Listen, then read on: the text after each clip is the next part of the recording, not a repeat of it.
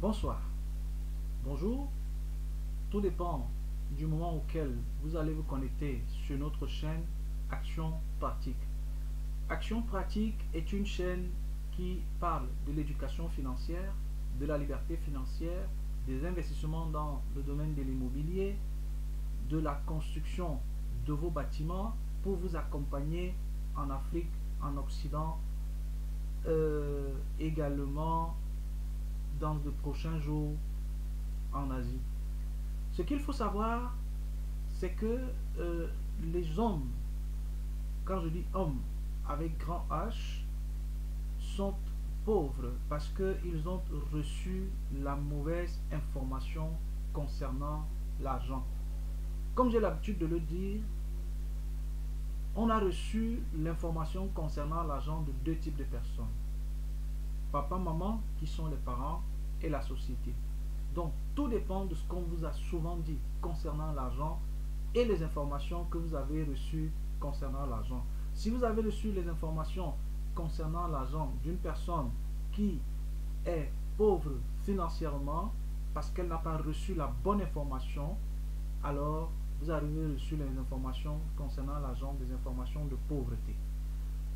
Ça peut être, comme j'ai dit, des parents ou alors de la société.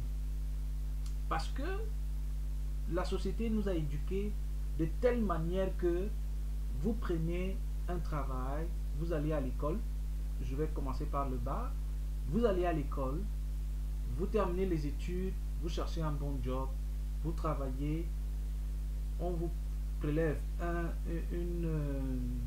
je vais dire ainsi, un pourcentage sur votre salaire, et puis quand vous prenez votre retraite, vous vivez de ce qu'on appelle la pension retraite. La famille également vous a mis dans la tête que, quand je dis famille en général, c'est pas toutes les familles, celles qui ne sont pas éduquées financièrement, comme c'est la plupart du cas, 90% des familles dans le monde nous ont dit vous allez à l'école, vous terminez les études, vous cherchez un bon job, vous avez un bon emploi, et puis maintenant vous partez, vous prenez votre retraite et vous vivez d'une pension retraite. Mais ce qu'il faut savoir, c'est que il y a un 10% qui gère le monde. Et ce 10%, vous devez faire partie de ce 10%. Mais pour faire partie de ce 10% là, il va falloir sortir de la matrice. Et sortir de la matrice vous amène à vous poser des bonnes questions. Comment faire pour être libre financièrement? Comment y arriver? Comment accéder à ces informations? C'est en vous formant, c'est en vous éduquant. L'âge n'est qu'un chiffre. Parce que beaucoup vont dire non, est-ce que c'est parce que j'ai tel âge, c'est parce que je suis déjà majeur, j'ai 50 ans, l'âge n'est qu'un chiffre. Si vous vous décidez, vous allez vous en sortir. Peu importe l'endroit où vous êtes né, peu importe votre origine, peu importe votre ethnie, peu importe votre race, peu importe votre pays, peu importe la situation géographique dans laquelle vous vous trouvez actuellement. Si vous vous mettez dans votre tête que vous allez vous en sortir, visualisez votre succès, commencez à prendre des actions dessus, mettez en pratique ce que vous avez étudié et vous verrez le résultat au bout de quelques années. La richesse ne s'obtient pas en un claquement de doigts. On ne devient pas riche du jour au lendemain. On ne devient pas riche sous un claquement de doigts. C'est un travail sérieux. On ne devient non plus indépendant, libre financièrement si on ne met pas en pratique ou on n'applique pas certaines règles qu'appliquent ceux qui ont réussi.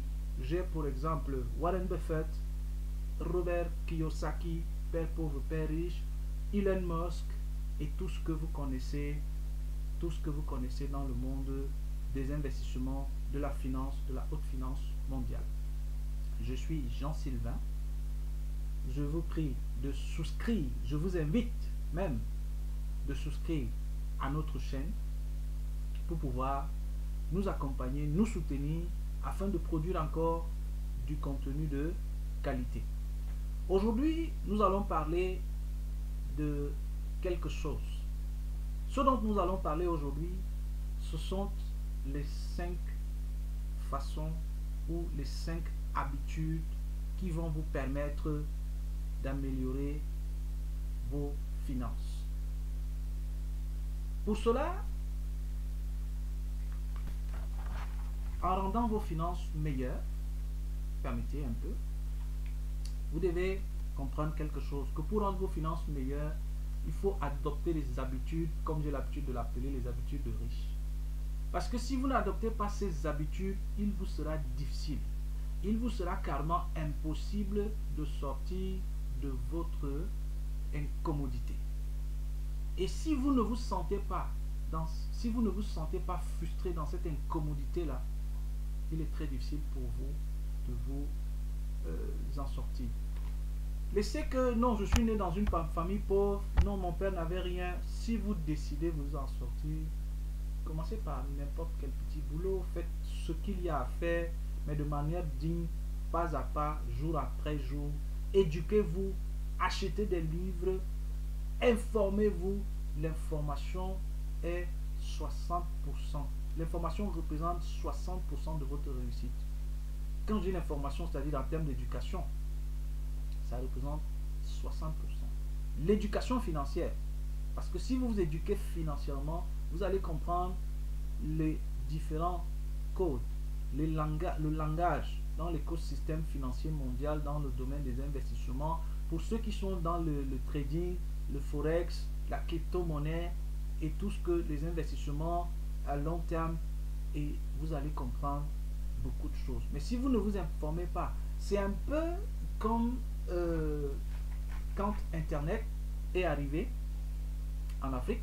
Moi, je me souviens bien, c'était dans un hôtel que je ne vais pas citer le nom ici pour ne pas faire de la publicité. Il y avait paix à son âme, il n'est plus, le feu, pour ceux qui sont du Cameroun, ils vont comprendre. Il s'appelait Lazare Amourou. Alors, on avait lancé et les gens ne comprenaient pas de quoi il s'agissait, de qu'est-ce qu'il était question.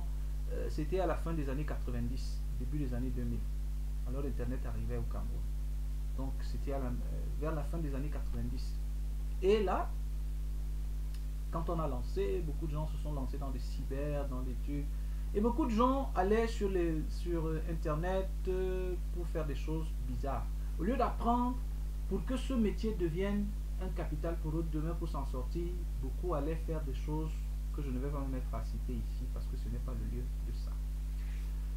C'est comme aujourd'hui l'intelligence artificielle. L'intelligence artificielle est quelque chose qui va révolutionner le monde. C'est le moment pour les gens de se former, de comprendre, de chercher à savoir ce qui se passe parce que beaucoup de métiers vont disparaître avec l'intelligence artificielle. Une société américaine, sans publicité, OpenAI, a fait quelque chose, a implémenté au niveau du public, parce que c'était déjà fonctionnel au secteur, je vais dire, étatique au niveau des États-Unis. Mais ils ont rendu ça public, accessible au public depuis un certain temps, depuis un certain temps, j'allais dire, en début de cette année. Ça, c'est pas la question, mais ça regroupe également, ça rentre dans ce pourquoi cette chaîne a été créée. C'est-à-dire que l'objectif même de cette chaîne, c'est d'éduquer les gens.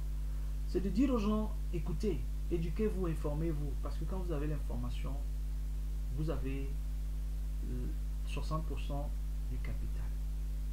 Alors, comme je disais, les 5 habitudes qui vont rendre vos finances meilleures. Parce que si vous n'adoptez pas ces habitudes, il est difficile pour vous de vous en sortir. La première habitude, c'est le RFS. Qu'est-ce que c'est le RFS? C'est la réunion financière sémanale. Réunion financière sémanale. Je ne vous parle pas en tant qu'entreprise, je vous parle en tant que personne physique. Réunion financière sémanale. Si vous êtes en couple, c'est encore la meilleure des choses à faire. Vous allez rendre vos finances meilleures. En famille, Ça peut être dans une famille, frères et sœurs, papa, maman, mais en couple, c'est encore plus mieux. Si vous êtes seul, faites-le également. Chaque semaine, il faut faire une réunion financière. Pourquoi?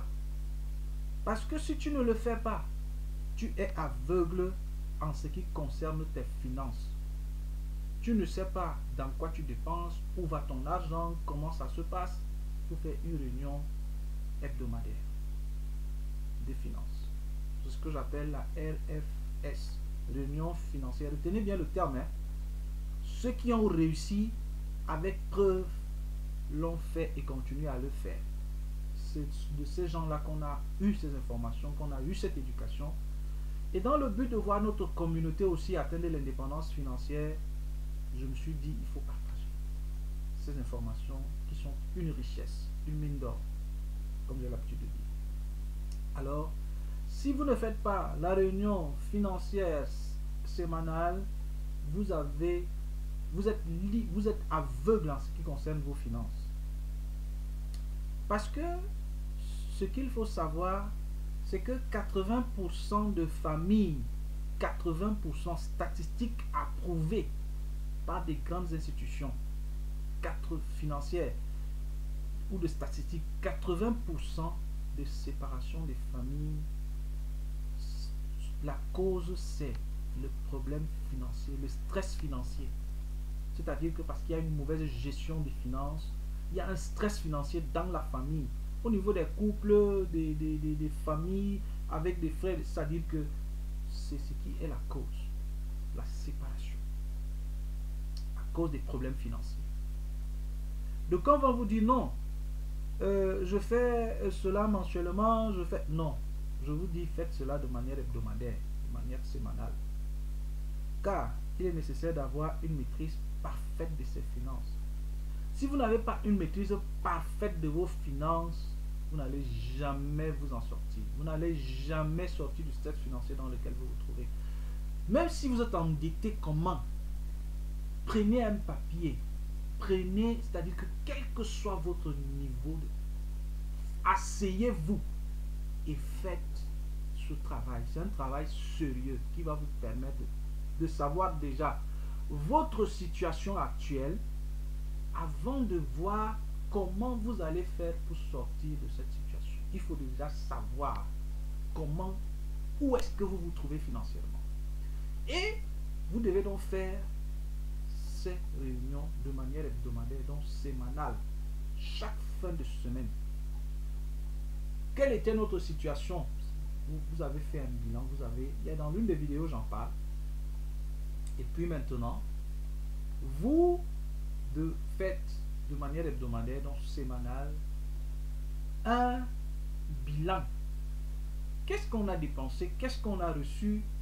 Comment est-ce qu'on l'a dépensé? Quel est le problème qui a été résolu? Quel est le problème qui n'a pas encore été résolu? Avec votre conjoint, avec votre conjointe, asseyez-vous et faites-le. Vous allez voir comment vos finances vont être améliorées. Le deuxième pas, beaucoup vont me dire non, vraiment je ne peux pas monter toutes mes finances ou toutes mes dépenses parce que quand je sors du travail, il faut que je prenne une séparante avec mes collègues. Est-ce que je vais venir dire ça? Ça c'est votre problème. Moi je vous dis ce que j'ai appris et que je suis en train de mettre en pratique. Je suis en train de mettre en pratique. Je vous dis ce que j'ai appris de ceux qui ont mis en pratique et qui sont multimilliardaires, de gros investisseurs, et ça marche. Alors, si vous voulez aussi vous en sortir, appliquez cela. Ou alors, comme j'ai l'habitude de le dire, chacun est libre de faire de sa vie de ce qu'il veut. Mais ne devenez pas à la soixantaine, ou alors quand vous allez avoir 70 ans, comme j'ai l'habitude de dire, des sorciers gratuits. C'est-à-dire, n'en voulez pas au monde entier. La faute à l'autre. La faute à l'autre. Ça, c'est un livre qui va paraître dans bientôt, que je suis en train de terminer. La faute à l'autre. C'est le titre d'un livre que je suis en train d'écrire. Et dans bientôt, il va paraître. Vous allez avoir la possibilité de l'acquérir sur les différents distributeurs qui seront retenus. Également, il y aura les possibilités de l'avoir sur Amazon. Donc, la deuxième chose ou la deuxième habitude qu'il faut avoir, c'est de prendre des décisions financières ensemble. Si vous êtes en couple, prenez les décisions financières ensemble. Ne prenez pas les décisions financières. Moi, je le dis pourquoi. Parce que quand je n'avais pas cette éducation financière, il y a des décisions financières. Quand je n'avais pas cette éducation financière autant pour moi, il y a des décisions financières que j'ai prises seul et ça m'a coûté la peau des fesses. Je veux le dire ainsi. La peau des fesses, pardonnez le terme. Alors, prenez des décisions financières ensemble. En couple. C'est mieux. Parce que cela va vous permettre d'avancer ensemble et de croître ensemble. Donc, beaucoup de problèmes, ce qu'il faut savoir, je vais le redire, beaucoup de problèmes de couple, de famille, naissent à cause des mauvaises décisions financières. Beaucoup de problèmes de famille, ça va même jusqu'au divorce, à cause des mauvaises décisions financières. Une femme décide, je vais prendre un exemple. Pour ceux qui sont aux États-Unis, par exemple, il y a des formations en Europe, un peu partout. Il y a des formations, par exemple, qui coûtent, un pack de formation qui coûte 10 000 euros. Elle décide d'acheter sans dire à son mari. Parfois, le pack qu'elle achète n'est pas rentable, ou alors, cette formation, elle ne comprend même rien à rien. Et parfois, c'est dans des institutions ou des instituts qui, les conditions de remboursement, ou alors, elle ne comprend rien. Et puis, ça crée de l'embrouille au niveau du couple. Après, parfois ça peut aller jusqu'à la séparation parce que quand ça prend une escalade, vous ne savez pas jusqu'à quel niveau ça va arriver. Alors que si vous étiez assis ou assise pour dire écoute chérie, je voudrais acheter cette formation, est-ce que je peux la faire, est-ce que tu trouves qu'il est temps, est-ce que alors ensemble vous prenez la décision, vous allez voir que les choses vont aller mieux. Parce que même si après cette formation que vous avez achetée, l'époux ou l'épouse, après elle ne s'en sort pas ou elle ne comprend pas, parce qu'il y a beaucoup de formations comme ça que les gens qui viennent vous vendre la fumée là, c'est pourquoi moi je dis, quand quelqu'un vient vous vendre quelque chose, s'il vous plaît, une formation, quelle expérience il a? Moi je ne pouvais pas me lever quand je venais de commencer l'entrepreneuriat. Si après 2 ans d'entrepreneuriat, qu'est-ce que j'allais dire aux gens? Mais j'ai 20, c'est-à-dire qu'un enfant est né, il a fini les études, pour certains supérieurs, il commence même déjà à travailler. Ça fait 20 ans et plus, ça fait 23 années d'entrepreneuriat. Je suis passé par presque tout, j'ai vu des choses, j'ai compris, j'ai appris de mes erreurs, j'ai l'expérience. Je peux dire à quelqu'un, quand je vois, je dis mais attention à ce que tu es en train de faire là. Parce que j'ai fait comme ça marchait ou ça a échoué. Je peux dire non, ce que tu es en train de faire là, c'est bon. Je me suis cassé la gueule, je me suis relevé, je me suis recassé la gueule, je me suis relevé. Donc, je peux dire aujourd'hui à quelqu'un, fais attention, je peux conseiller, je peux, entre guillemets, de par ma petite expérience, je ne suis pas meilleur que peut-être celui qui est en train de me regarder. Mais je peux te dire attention. Ou alors ce que tu es en train de faire, oui, c'est bon. Parce que je suis passé par là. Parce que quelqu'un a dit, je maîtrise. Mais moi, je ne dirais pas ici, je maîtrise. J'ai quand même une compréhension, en toute humilité, d'un certain nombre de choses. Si je vous dis je maîtrise, je suis expert, je vous dirais, beaucoup le disent, mais ils ne sont experts en rien. Bon, on voit aujourd'hui dans nos télés, des gens qui viennent s'asseoir et racontent des bluffs, racontent des choses. Et comme les réseaux sociaux sont devenus aussi un endroit où chacun se lève, il raconte n'importe quoi, il vend de la fumée, du vent aux gens. Et les gens, bon, parce que les gens ne sont pas éduqués, tout ça aussi, hein, je veux le dire. Parce que si les gens sont éduqués financièrement, il y a des choses, il y a des arnaques qui ne peuvent pas passer.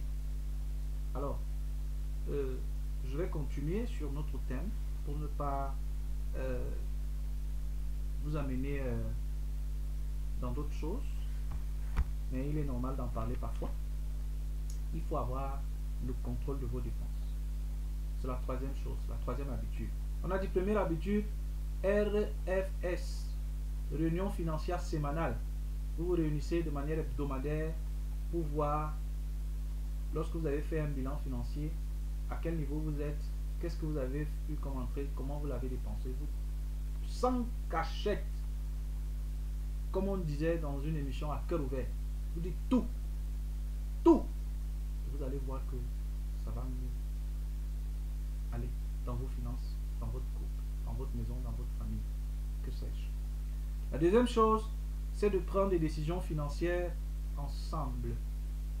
Si vous êtes dans une famille de 5 enfants, de 10 enfants, d'un couple, je ne sais pas si papa vous a laissé un héritage, maman vous a laissé de l'héritage, vous êtes dans un couple, dans une union libre, je ne sais pas. Parce qu'il y a encore une union libre là, je ne conseille même pas ça aux gens, parce que ça c'est une autre chose. Je ne vais pas rentrer dans des... La troisième chose, c'est le contrôle des dépenses. Peu importe que vous soyez seul ou en couple, il faut le faire. Peu importe que vous soyez seul ou en couple, il faut le faire, le contrôle de dépenses. Si vous êtes en couple, par exemple, formez un groupe WhatsApp avec votre épouse, ou alors clonez le téléphone pour dire quand je dépense ceci, ou alors ça dépend. Initiez votre tactique, votre contrôle de dépenses, il faut le faire.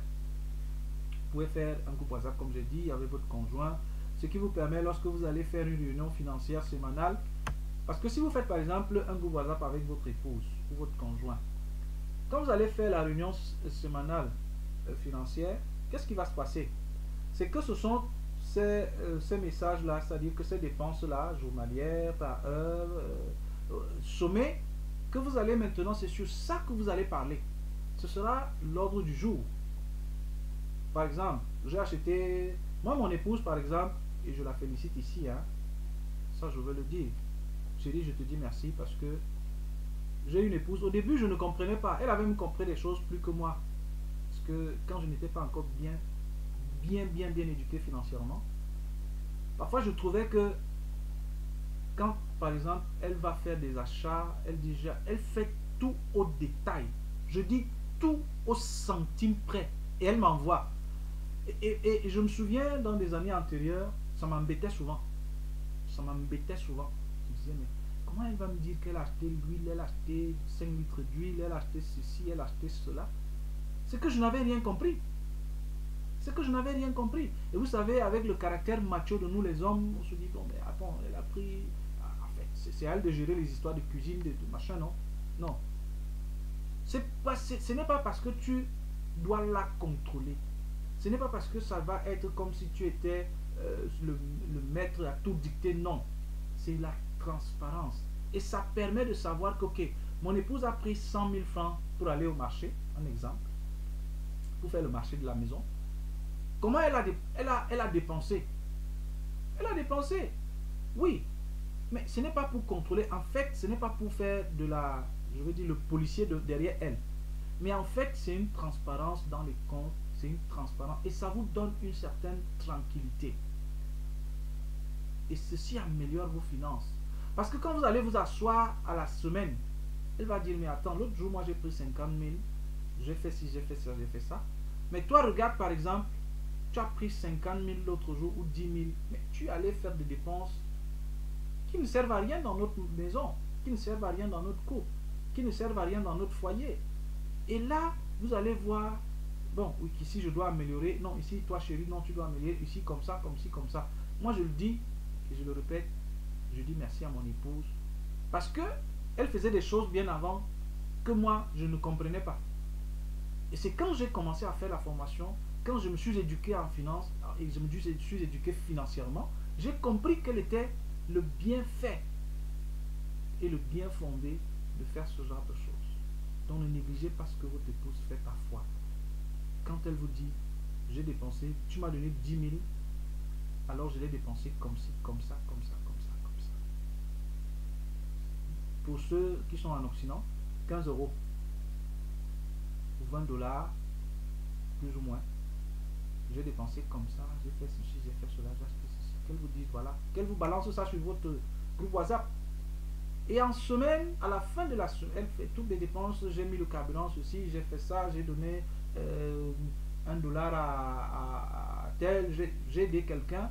Ok. Alors vous allez maintenant additionner, voir quelles sont les rentrées d'argent, quelles sont les sorties, comment se portent vos finances. Et puis, maintenant, en quatrième position, quatrième habitude, créer une bourse de liberté financière. Vous savez ce que c'est que la bourse de liberté financière dans la famille? Comme Tony Rowling dit, 10% de tout ce qui touche votre main doit être mis de côté. Vous savez pourquoi les Juifs sont riches? C'est parce qu'ils ont compris l'affaire. Je ne vous parle pas de la dîme. Parce que quand vous recevez de l'argent, vous devez enlever 10% pour payer. Parce que tout ce que vous recevez dans la vie, sachez que ça vient du Créateur. Ça vient de Dieu, appelez comme vous voulez. Mais dit, ça vient du Créateur. Parce que s'il ne vous avait pas donné le souffle de vie de vous lever le matin, de vous habiller, de vous doucher, d'aller faire quoi que ce soit, vous n'auriez rien fait. Alors, par conséquent, vous n'auriez rien reçu. Parce que c'est le bout, ce sont vos efforts qui sont récompensés en termes d'argent. Par exemple, ceux qui sont entrepreneurs, travailleurs, ainsi de suite. Donc, après avoir enlevé ce qui revient à Dieu, je ne sais pas comment vous allez faire pour payer. Vous êtes dans une église, dans une assemblée, dans une congrégation, c'est à vous de voir. Moi, je vous parle de ce que j'ai reçu comme éducation. 10% de tout ce qui touche votre main, c'est ça une bourse de liberté financière familiale. 10%. C'est-à-dire que si vous êtes en couple, vous avez des enfants à la maison qui travaillent déjà, mais qui sont encore chez vous. Quand ils touchent quelque chose, vous mettez ça dans un compte, vous mettez ça, je ne sais pas, créez quelque chose, une bourse. 10% de ça, vous devez mettre de côté pendant un temps. Vous savez pourquoi? Parce que c'est ça qui va constituer votre capital d'investissement demain. 10% de tout ce qui touche votre main, vous devez le mettre de côté. Dites-moi non, je gagne 10 000 francs par mois. Dis-moi, je gagne 10 000 francs par semaine, je ne sais pas. Je gagne 100 000 francs par mois, c'est trop petit. Si vous voulez, vous le pouvez. Réduisez votre... Je ne sais pas. Trouvez des moyens, trouvez 10% de tout ce qui touche votre main, vous devez le mettre de côté. Au bout d'un certain temps, vous pouvez dire, bon, on le met de côté pendant un an. Soyez endetté ou pas, 10% de tout ce qui touche votre main, vous devez le mettre de côté. Au bout d'un an, vous allez voir le résultat. Au bout de 2 ans, 6 ans, je ne sais pas, 5 ans, ça dépend du temps que vous êtes donné. Alors, quand, je prends un exemple, vous gagnez 2 000 $ par mois, votre épouse gagne 2 000 $. Ça veut dire quoi? Ça veut dire que vous enlevez 200 $, n'est-ce pas? 200 $ de votre salaire, 200 $ de revenu de votre conjoint, si vous êtes en couple, ça fait 400 $ mis de côté, non, sur les 4 000. Parce que 200, 2000, 2000, ça fait 4 000 $. Vous enlevez 400 $ chaque mois. Au bout de 12 mois, ça fait combien? Ça fait 4 800 $, non? Parce que 10 mois, ça fait 4 000 $. Ça fait 4 800 $ au bout de 12 mois. Si vous décidez de mettre ça pendant 5 ans, vous êtes pratiquement à plus de 20 000 $. Ça fait 24 000 $.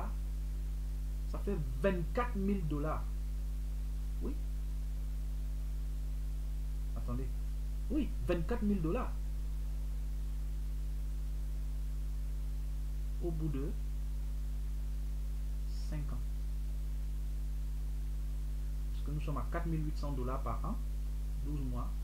Si on fait x5, 8 x 5, 40, 5 x 4, 20, on est à 24 000 $. Si vous décidez de vous lancer dans l'investissement en immobilier, par exemple par le flipping, je vais vous expliquer plus loin ce que c'est que le flipping. C'est-à-dire que vous achetez, vous rénovez, vous revendez. Alors, en ayant voir des institutions financières pour vous accompagner, vous pouvez apporter votre mise de départ. qui représente généralement 10%. Vous pouvez même descendre à 5%. Votre mise de départ. Donc, tout ça là, c'est des choses que nous allons voir avec le temps. Vous imaginez ce que peut faire 24 000 $? Je vous donne un exemple simple. Vous avez 24 000 $. Vous avez compris, vous avez l'éducation financière, vous avez compris l'investissement. Pour ce pourquoi je dis formez-vous en éducation financière et en investissement dans l'immobilier. Si vous choisissez de faire l'investissement dans l'immobilier ou ceux qui veulent aller dans le trading. Moi, je ne peux pas parler du trading ici parce que je ne maîtrise rien. J'ai quelques notions du trading. Je parle avec des traders, je regarde des émissions. Par exemple, sur la chaîne de Philippe Simo, où j'ai l'habitude de regarder certains directs où les gens parlent du trading. Moi, je respecte ces gens parce que je trouve ça très compliqué. Je vous assure, je trouve ça très compliqué. Moi, je suis quelqu'un... Le bâtiment, c'est mon domaine de prédilection. Je maîtrise l'affaire là-bas. Donc, je parle de ce que je maîtrise. L'immobilier, je parle de ce que je maîtrise. Donc, je vous dis, si vous avez une maîtrise de l'éducation financière et des investissements en termes immobiliers, dans l'immobilier, j'allais dire 24 000 € au bout de 6 opérations, ça vous fait 1 380 000 €. Prenez en dollars 24 000 $. Au bout, vous faites la première opération, la deuxième opération, la troisième opération, la quatrième opération, la cinquième opération, à la sixième opération. Si vous êtes un bon investisseur immobilier, vous avez 1 380 000 $. Preuve à l'appui, statistique à l'appui, je dis 24 000 $. Vous faites 6 opérations. Et vous savez que 6 opérations en termes immobiliers, vous pouvez faire ça en un an. Si vous êtes quelqu'un si vous avez le flair des affaires, si vous avez l'intuition dans les affaires, si vous êtes un bon investisseur, si vous avez une bonne formation en éducation financière, 24 000 $, première opération, 48 000 $, deuxième opération, ainsi de suite, ainsi de suite, ainsi de suite, ainsi de suite, ainsi de suite. À la sixième opération, ça peut prendre 2 ans. Ça dépend de votre rythme. Vous pouvez dire j'achète un bien immobilier par an. Ça veut dire vous faites une opération immobilière par an. Mais est-ce que si vous voulez vraiment vous en sortir, une opération par an, vous pouvez dire j'achète un bien immobilier par an, mais plusieurs opérations. Parce que vous pouvez acheter plus loin. Quand on va arriver, c'est une formation, ça prend du temps. Parce que beaucoup vont venir sur la chaîne, ils vont dire non, c'est que les émissions prennent du temps. Il y a des formations qui durent 4 heures. Quand vous allez assister à une formation, par exemple, ou à un séminaire de Barack Obama aux États-Unis, parce que c'est des gens qui ont cassé la baraque, comme il s'appelle Barack, au niveau de la communauté noire. Quelqu'un en parlait dans l'une des vidéos où il disait des gens comme Michael Jordan donnaient de la nourriture aux prisonniers et tout ça là. Il a dit non, mais c'est pas ça qui va développer notre communauté. Il faut former des groupes, il faut faire des fondations, il faut éduquer les gens, il faut éduquer la communauté. Donc, comme je disais, 24 000 $, au bout de 6 opérations immobilières, vous avez 1 380 000 $. Je répète, 24 000 $. Donc, vous avez pris 5 ans pour économiser, non? À supposer que vous ne voulez pas prendre un crédit, vous ne voulez pas au départ. Vous avez, je suis seulement au 4e point, hein, à la 4e habitude. Regardez ce que ça peut vous donner. C'est-à-dire que vous avez la 4e opération, vous créez une bourse de liberté financière dans votre couple, dans votre famille. Vous gagnez 2 000 $, votre épouse gagne, votre conjoint, votre épouse gagne 2 000 $. Vous décidez de mettre 10% de tout ce que votre main touche de côté pendant 5 ans. Au bout de 5 ans, vous avez un matelas, comme on dit, de sécurité de 24 000 $. Vous prenez les 24 000 $, parce que pendant ce temps, vous êtes en train de vous former en éducation financière. Vous faites la première opération avec les 24 000 $ dans le monde de l'investissement immobilier. N'allez pas acheter un terrain pour dire que vous allez construire une maison. C'est une erreur. On fait ça quand on a compris et quand on est solide financièrement, la promotion immobilière. Commencez par le flipping.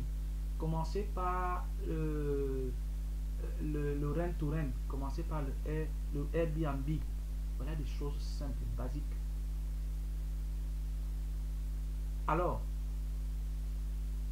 vous faites la première opération, vous faites la deuxième, vous faites la troisième, vous faites la quatrième, vous faites la cinquième. À la sixième opération, vous avez 1 380 000 $ cash. Si vous voulez aller faire la preuve, si vous avez 24 000 $, faites 6 opérations, 6 bonnes opérations. À la sixième, vous avez 1 380 000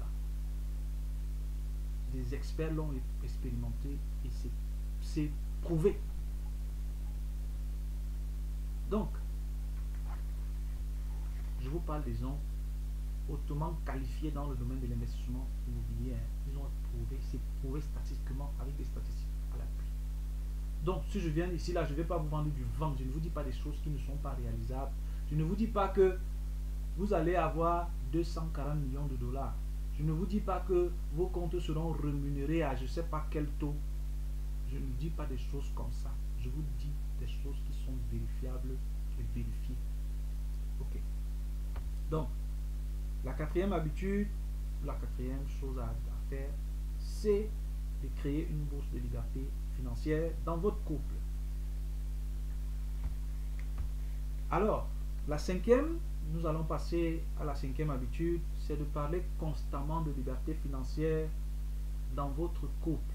C'est-à-dire que c'est d'inculquer la notion de liberté financière à vos enfants, à votre épouse, à votre époux, dans votre entourage, d'en parler pour que les gens sachent ce que vous faites.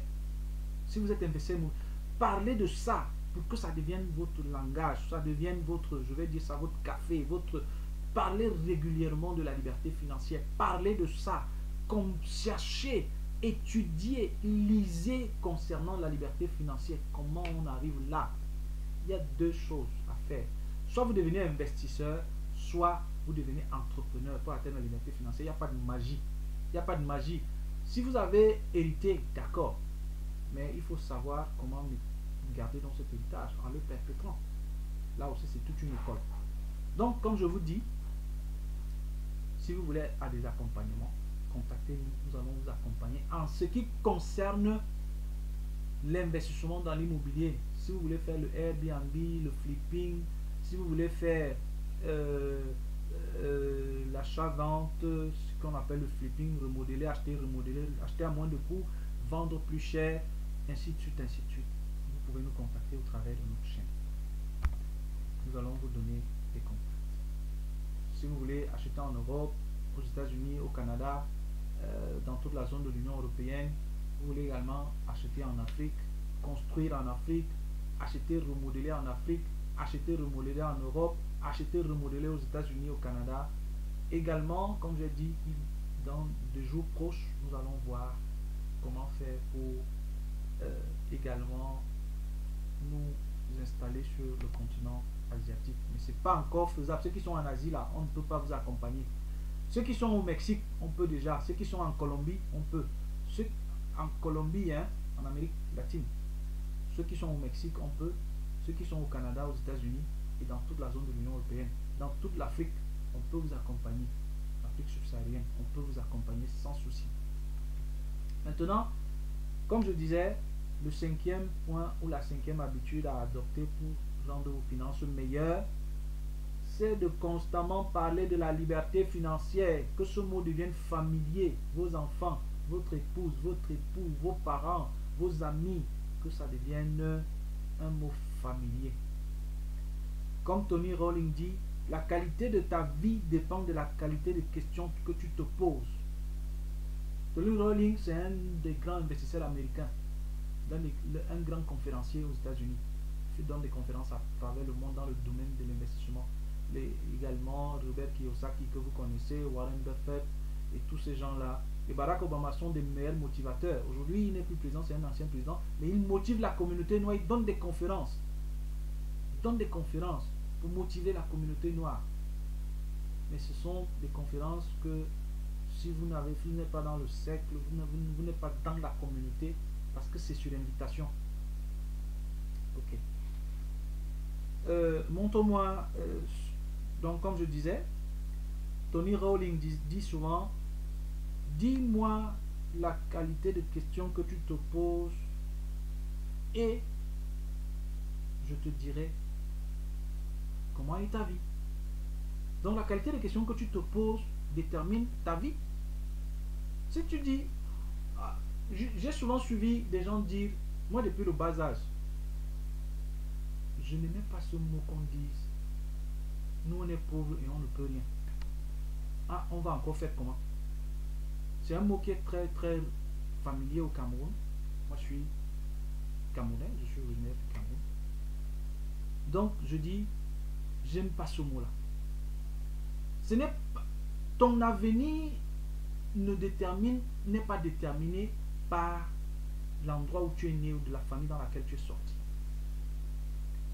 Tu peux sortir d'une famille extrêmement pauvre, n'ayant rien, mais si tu décides de t'en sortir, il faut visualiser. C'est quoi j'ai l'habitude de dire en entrepreneur, pour ceux qui sont des entrepreneurs comme moi, visualiser sa réussite, visualisez votre projet, visualisez votre rêve et commencez, c'est-à-dire que vous avez un projet, visualisez-le fini et mettez-vous à l'implémenter. Comment allez-vous savoir si quelque chose ne fonctionne pas si vous ne l'implémentez pas? Comment allez-vous savoir? Ça ne restera qu'une vue de l'esprit. Mettez cela en pratique. Si je vous dis que vous n'allez pas échouer parce que vous allez décider d'entreprendre, c'est que je suis menteur. Si je vous dis que tout va marcher comme sur des roulettes et que tout va aller à 100 à l'heure, je suis menteur. Et je vous dis, ceux qui veulent se lancer dans l'entrepreneuriat, lancez-vous. Commencez, entreprenez, initiez. Et vous verrez comment les choses, vous allez apprendre. Parce que, quel que soit le type et le degré de motivation, la dose de motivation qu'on va vous donner, les études que vous pouvez faire, si vous-même vous n'implémentez pas, vous n'allez jamais apprendre véritablement. Vous n'allez jamais palper la chose si vous n'implémentez pas, si vous n'exercez pas. L'argent ne tombe pas du ciel. Il faut que nous, communauté africaine d'origine, que nous soyons aux États-Unis, que nous soyons en Europe, en Asie, au Moyen-Orient, partout où nous sommes, qu'on arrête de penser que la richesse tombe du ciel. La richesse se travaille. On travaille pour devenir riche. On crée des stratégies. On implémente des actions. On crée des initiatives. Combien d'Africains ont des plateformes d'investissement en ligne? Combien d'Africains ont des plateformes de prêt en ligne? C'est-à-dire que vous voulez investir dans des fonds d'investissement, je vais dire ainsi. Il y en a combien? Combien d'Africains se forment en éducation financière? Combien d'Africains sont investisseurs immobiliers? Il y en a très peu. Ce n'est pas parce que vous avez acheté un terrain à Oudja ou à Bastos, vous avez construit un immeuble et vous avez mis des locataires que vous dites que vous êtes un investisseur immobilier. Parce que si vous compreniez comment l'immobilier fonctionne, si vous étiez éduqué financièrement, vous n'auriez pas pris 500 millions, allez acheter un terrain, mettre des locataires et attendre 30 ans pour que vous puissiez rentrer dans votre que vous fassiez un retour sur capital. Si vous étiez un vrai investisseur immobilier, vous n'auriez pas fait ça. Dites-moi ce que vous voulez. Si vous achetez un terrain à Bastos et du côté du Mont Feuve là-bas, le terrain coûte dans les 200, si je ne me trompe pas, hein. Si je ne me trompe pas. Pardonnez-moi si je me trompe. À partir de 200 000 à montant le mètre carré. Si vous achetez, disons, 500 mètres carrés, ça fait combien? Faites le calcul vous-même. 500 mètres carrés à 200 000. Ça fait 100 millions. Ce n'est pas ça. 200 000, 500 mètres carrés, 2 fois 5, 10, ça fait 100 millions. Alors, si vous achetez un terrain à 100 millions, pour le viabiliser, parce que les accès du côté de Montfeveux et autres, si vous en trouvez même du côté de Bastos, c'est pas souvent ça. Très, très... Bon, ok. Disons que vous trouvez que c'est déjà urbanisé et tout ça, il y a la route, il y a l'électricité, l'éclairage public, il y a tout, il y a la connexion électrique qui est déjà là, qui attend un poteau et tout ce que vous voulez. Alors commencez la construction. Disons que vous allez faire un immeuble à 10 appartements. 10 appartements. Est-ce que vous savez à quoi vous revient, à combien vous revient le mètre carré en termes d'investissement? C'est-à-dire que vous avez un terrain de 500 mètres carrés. La surface constructible, généralement, elle est de 3 quarts. Alors, disons que vous avez acheté un terrain de 500 mètres carrés. La surface constructible, j'ai peut-être dit une bêtise. Je ne maîtrise pas. Pas que je ne maîtrise pas. Ça dépend de l'endroit où vous êtes, du pays dans lequel vous vous trouvez. Disons que vous achetez un terrain. Je vais prendre l'exemple de l'Afrique et du Cameroun que je maîtrise. Vous achetez un terrain de 500 mètres carrés. Vous avez dépensé 100 millions. 100 millions, ça c'est l'argent que le propriétaire va percevoir. Maintenant, il y a les frais du notaire et tout ce que vous, les impôts et tout ce que vous pouvez imaginer. Alors, vous êtes dans les droits de signature et tout ce que vous savez. Au Cameroun, on dit il faut donner la nourriture au village, il faut faire ceci, il faut faire cela. Vous êtes approximativement, disons, 110 millions. Frais de notaire, machin, tout ce que vous pouvez imaginer. 110 millions. Vous avez 500 millions, non, il vous reste 390 millions.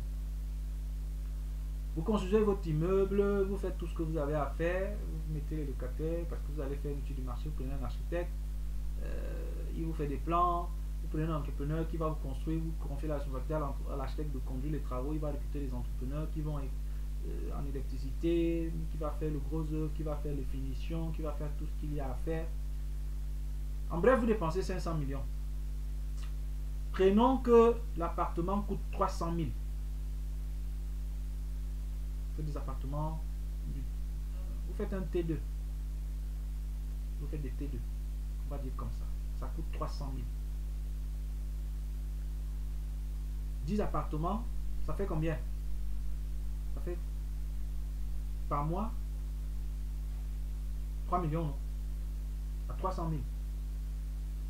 En 10 mois, ça fait 3 millions. En 12 mois, ça fait 3 millions 6. 300 000. Non. 300 000. 10 mois. 300 000 par appartement. D'accord? Ça veut dire que vous avez 3 millions le mois. Que je ne dise pas de bêtises. On va aller sur des bases simples, que vous compreniez. Je vous dis ça pourquoi? Parce que vous qui avez l'argent là, vous partez prendre, vous achetez le terrain, vous commencez à construire. Ok. Vous ne comprenez pas. Vous avez, on a dit 300 000 par appartement, non? Encore que, en combien de temps? C'est-à-dire que l'opération que vous faites avec vos 500 millions de francs CFA, ça va prendre combien de temps? Un immeuble de 10 appartements, pour qu'un architecte vous termine les plans de l'achat, parce que vous imaginez que vous avez acheté les transactions et toutes les tracasseries et tout ça là, ça va vous prendre minimum 30 jours au Cameroun. Je sais de quoi je parle. 30 jours. Alors, vous avez pris 30 jours, il faudrait que vous ayez des gens capables, des gens capables sur le terrain pour vous faire, ou même vous êtes un homme avec plein d'énergie, une femme pleine d'énergie. Parce que entre le propriétaire terrien, les signatures, le chef et tout ce que vous faites, les titres fonciers, les autorisations et tout ça là, le permis de bâtir, je dis 30 jours là, j'ai même dit quelque chose, je ne pense pas que c'est faisable. Alors, vous avez bloqué 500 millions. Vous achetez le terrain 110 millions, comme je dis, avec toutes les dépenses et tout là, les titres fonciers. Peut-être que ça va dépasser 110 millions. Vous vous lancez dans la construction. L'architecte vous prend combien? Disons que vous allez payer l'architecte. C'est un projet de 500 millions, non?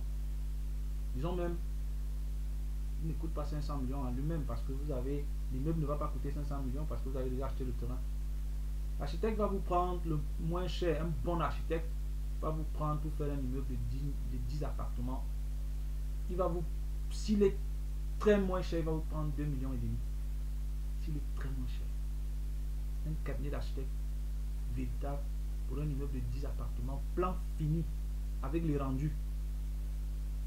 Plan détaillé, 3D, plan détaillé, vue d'avion, toutes les faces, tout ce que vous pouvez imaginer, électricité, plomberie, tous ces plans détaillés avec tous les rendus, il va vous prendre minimum, s'il est moins cher, minimum 2 millions de francs et demi.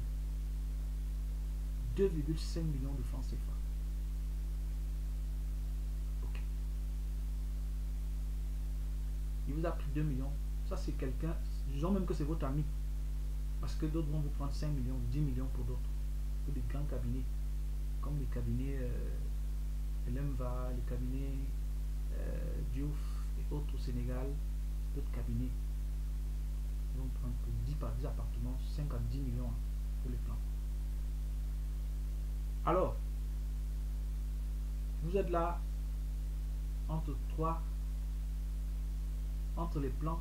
Les plans pour finir, comme j'ai dit, jusqu'au rendu, pour vous remettre le projet. Cabinet d'architecte sûr, avec une équipe de spécialistes sûr. Ils vont vous prendre 30 jours minimum. 30 jours minimum pour réaliser tout ça. Minimum.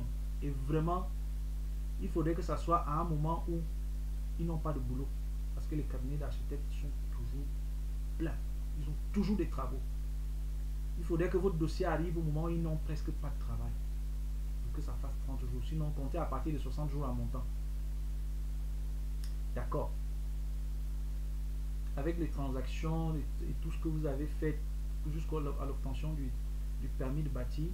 Parce qu'il est possible d'avoir avec le permis d'implanter. Parce que avec le permis d'implanter, ce qu'il faut savoir, c'est que vous pouvez déjà lancer les constructions. Mais pour faire le permis d'implanter, il faudrait que vous ayez un titre foncier. Alors, entre l'introduction de la demande du titre foncier et l'obtention du permis d'implanter, combien de temps ça va prendre? Vous voyez que vous aurez pu commencer avec vos 500 millions par le flipping. Vous aurez dû commencer avec vos 500 millions par le Airbnb. Vous aurez dû commencer avec vos 500 millions par le rent-to-rent. Je n'ai pas encore fini. Hein. Nous sommes déjà à 52 minutes.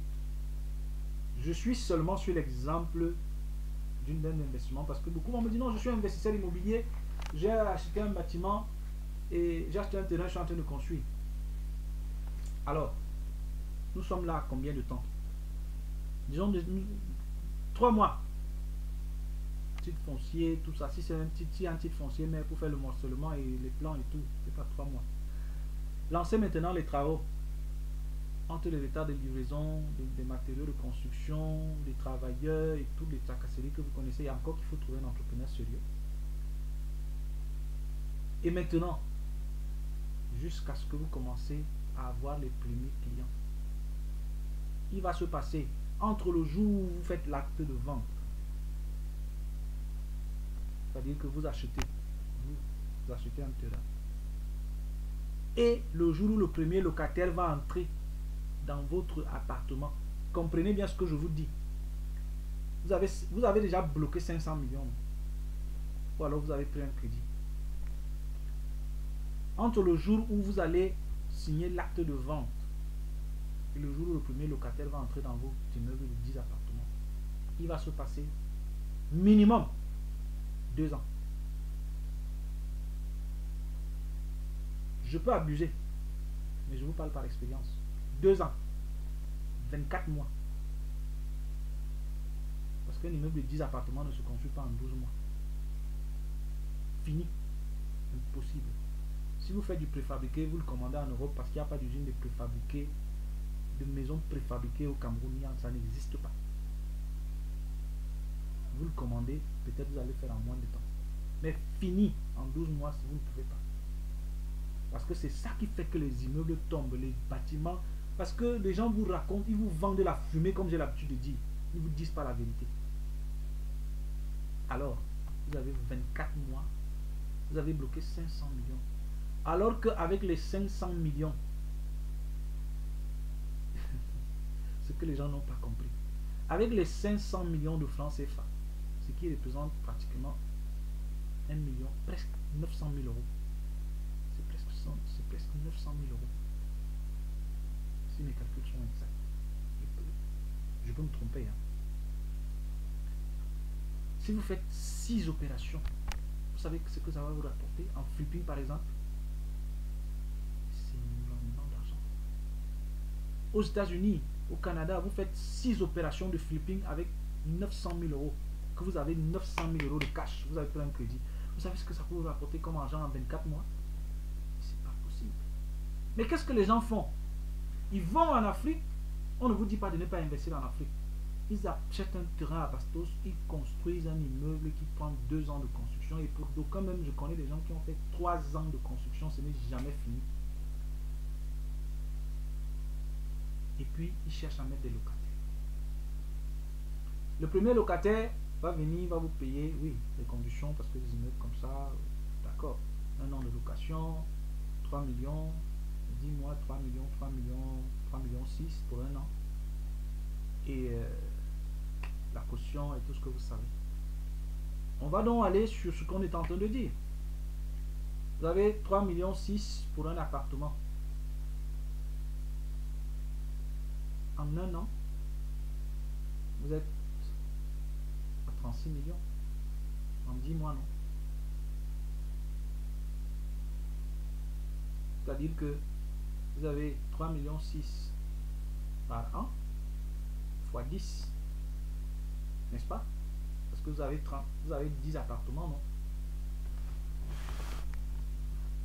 Alors, si vous avez 10 appartements qui coûtent chacun par an 3 millions 6, ça vous fait 36 millions. N'est-ce pas? Vous avez donc perçu 36 millions par an. Il vous faut 10 ans pour avoir 360 millions.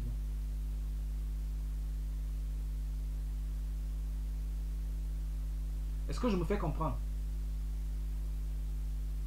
Si je dis des bêtises, dites-moi.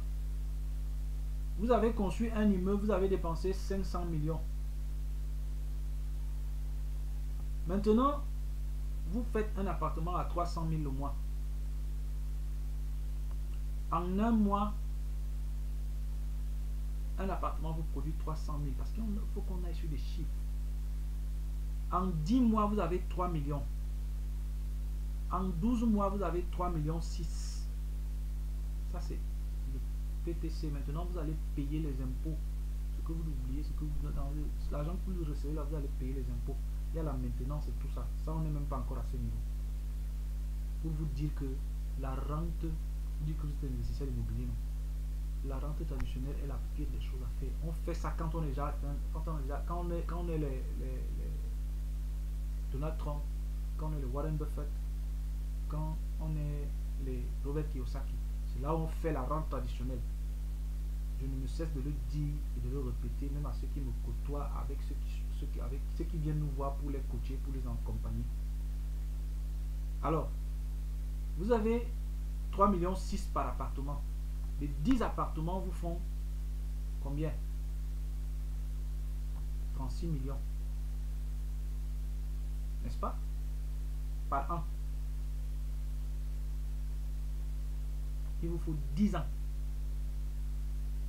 pour avoir 360 millions. Alors que vous avez investi combien? 500 millions.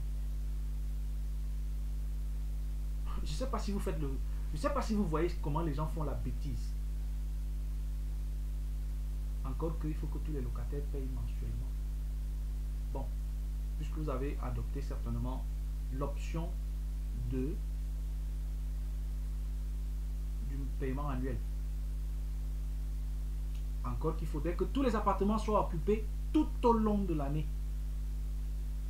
C'est-à-dire que vous avez une rente annuelle de 36 millions. Maintenant, la question que vous devez vous poser, c'est que j'investis, pour ne pas aller avec les chiffres hauts, hein, j'investis 10 pour récupérer 5. Mais je récupère ces 5 en combien de laps de temps? Parce que ce qui est sûr, c'est que Votre investissement est un investissement à long terme, c'est-à-dire que le retour sur capital est un retour sur capital à long terme. Mais ça, si vous êtes un débutant, vous n'êtes pas un investisseur immobilier. Parce que vous n'avez pas l'éducation financière. Je vous dis, prenez les mêmes 850 000 ou 900 000 euros, ou 900 000, 850 000 dollars ou 900 000 dollars. Presque $1 million, non? Parce que 900 000 dollars, il manque 100 000 dollars pour atteindre $1 million. C'est ce que ça représente, 500 millions de francs CFA. Alors, si vous prenez les mêmes 500 millions de francs CFA, faites 5 opérations seulement, vous verrez vous-même ce que vous allez avoir. Maintenant, quand vous êtes assis, vous êtes bien, vous pouvez faire du flipping au Cameroun, vous pouvez faire le rent-to-rent au Cameroun, vous pouvez faire le Airbnb au Cameroun. En Afrique, partout, c'est possible. Lisez seulement la loi sur les investissements immobiliers, cherchez, creusez et comprenez comment ça marche. Parce que beaucoup de gens se lancent, ils disent non, je vais constituer un portefeuille, un patrimoine immobilier, mais ne savent même pas comment faire. Et puis beaucoup meurent de stress aujourd'hui, ils sont stressés, ils vivent même pas. Ils ne vivent même pas. Parce que les locataires vous mènent la vie, vous pourrissent la vie, je vais dire ça comme ça. Donc évitez ce genre d'erreur. C'est pourquoi je vous conseille, à mon petit niveau, de vous éduquer. Éduquez-vous financièrement avant de vous lancer dans le domaine de l'investissement. Parce que beaucoup de gens pensent que parce qu'on travaille, on fait des économies, après on prend un crédit, on achète un terrain, on construit une maison, on met les locataires. Ne faites jamais des choses comme ça si vous n'avez pas d'expérience, si vous ne connaissez même pas. Parce que ce sont ces mêmes locataires-là qui vont vous donner l'AVC quand vous serez en retraite. Parce que vous n'avez aucune connaissance en éducation financière, vous ne maîtrisez pas comment ça marche. Et puis même, est-ce que vous savez qu'il est possible, là c'est un autre niveau, mais là il faut vous éduquer. C'est pourquoi je vous dis, venez avec nous, on va vous éduquer financièrement. Si vous voulez, on ne force personne. Est-ce que vous savez que vous n'êtes pas obligé de mettre 100% de votre capital pour acheter une maison, pour faire du flipping? Vous n'êtes pas obligé. C'est ça aussi l'entrepreneuriat. C'est ça aussi l'éducation financière. Parce qu'un entrepreneur, c'est celui qui crée la dette. C'est celui qui lève la dette. Alors vous n'êtes pas obligé de mettre 100% de votre capital pour acheter un bien immobilier, pour le rénover, ce qu'on appelle le flipping, et le vendre. Donc vous imaginez si vous avez 500 millions de capital cash, ce que vous pouvez faire avec ça. Vous savez ce que vous pouvez faire avec? Vous devenez multimilliardaire. Avec des opérations, je ne maîtrise pas la bourse, je ne vous dis pas. Allez investir en bourse si vous faites des formations, si vous maîtrisez. Moi, je ne m'y connais pas. Petit à petit, je suis en train de voir comment ça se passe. Mais en termes d'investissement immobilier, là, en termes de construction de bâtiments, de calcul de coûts et tout ça, d'exécution des travaux, vraiment, ça fait 23 années que je suis dedans. Je ne suis pas le meilleur, mais je peux aussi donner ma petite voix. C'est pourquoi j'ai décidé de créer cette chaîne pour informer et pour former notre communauté à ce que les gens puissent atteindre la liberté financière. Beaucoup de gens sont pauvres aujourd'hui. Beaucoup de gens sont dans la pauvreté parce qu'ils n'ont pas la bonne information. Dans le prochain jour, demain certainement, on va continuer à parler de l'éducation financière, de l'investissement immobilier. Nous allons également embrayer sur des choses comme la carte de crédit qui appauvrit les gens au lieu de les enrichir. Parce que la carte de crédit doit être une source de revenus. Pourquoi vous avez la carte de crédit et vous faites des transactions tous les mois, vous achetez des choses, vous faites des gros achats et vous payez des assurances quand vous êtes en train de voyager, alors que votre carte de crédit a déjà une assurance? Est-ce que vous le savez? La carte de crédit est une source de revenus. Mais seulement, n'achetez pas avec la carte de crédit si vous n'avez pas le cash. Parce que la carte de crédit, en fait, des institutions financières qui vous donnent la carte de crédit, ça c'est l'objet d'une autre émission. Je vous donne seulement déjà un aperçu. La carte de crédit avec laquelle vous faites votre achat, vous avez 45 jours pour régulariser la situation. C'est-à-dire que c'est pourquoi je vous donne une astuce avant de passer ça va dans une autre mission. Faites vos achats entre le 1er et le 5 de chaque mois avec votre carte de crédit. Maintenant, le cash que parce qu'il faut toujours avoir ce cash. N'achetez pas avec la carte de crédit si vous n'avez pas l'argent là. C'est-à-dire que vous faites des achats de 200 € avec votre carte de crédit. Mais la carte de crédit vous permet, ça devient une source de revenus, non? Donc c'est comme si la banque vous prêtait de l'argent, mais sans intérêt. Parce que ce qu'il faut savoir, c'est que demander des cartes de crédit, là où il n'y a pas comment on appelle le nom, je l'ai en anglais, je veux dire en français. C'est-à-dire que les intérêts de maintenance, en espagnol on dit cuota de mantenimiento. En bon français, ça veut dire, c'est que les mots en français m'échappent parce que je suis dans un pays où on parle difficilement du français, l'anglais, donc les gens s'expriment en anglais et puis en espagnol, donc vous savez, c'est ça aussi l'Occident. En français, c'est-à-dire que demander des cartes de crédit, refuser la carte de crédit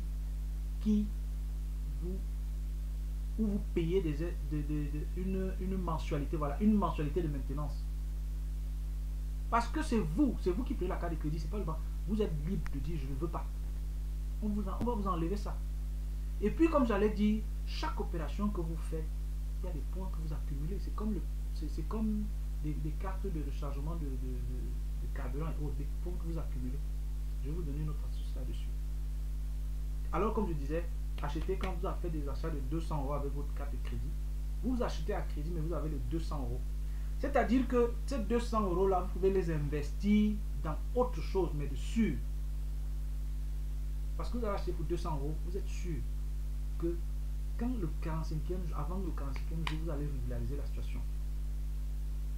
Donc c'est comme un crédit que la banque vous donne de manière indirecte. Vous faites une autre activité avec cet argent que vous avez là. Et vous prenez les choses dont vous avez besoin à crédit. Et puis maintenant, qu'est-ce que vous faites? Vous investissez de l'argent que vous avez le cash là ailleurs et ça vous rapporte un bénéfice. Et au jour J, vous remettez votre carte de crédit à zéro. Parce que la carte de crédit a été l'objet de la ruine de beaucoup de personnes en Occident. On va en parler. Je vous ai donné une astuce par exemple pour l'assurance. Quand vous voyagez, vous déplacez, vous êtes par exemple en Europe, vous allez aux États-Unis, vous partez payer l'assurance au coin, la maison d'assurance du coin pour le voyage. Alors que votre carte de crédit a déjà une assurance. Regardez bien, c'est parce que les gens ne lisent pas. Quand vous souscrivez à la carte de crédit là, il y a une assurance qu'on vous fait souscrire, elle est valable partout. En fait, quand je dis partout, dans toute la zone de l'Union européenne, en Amérique, il y a les pays qu'on vous cite. Il y a la fiche là, c'est en petite écriture comme ça. Lisez bien. Alors pourquoi vous partez encore payer l'assurance voyage, assurance maladie et tout ce que vous payez quand vous vous déplacez? Les cartes de crédit, Visa, Mastercard, toutes ces cartes là, American Express, elles ont toutes ces assurances là. Ça c'est un autre thème, c'est un autre domaine.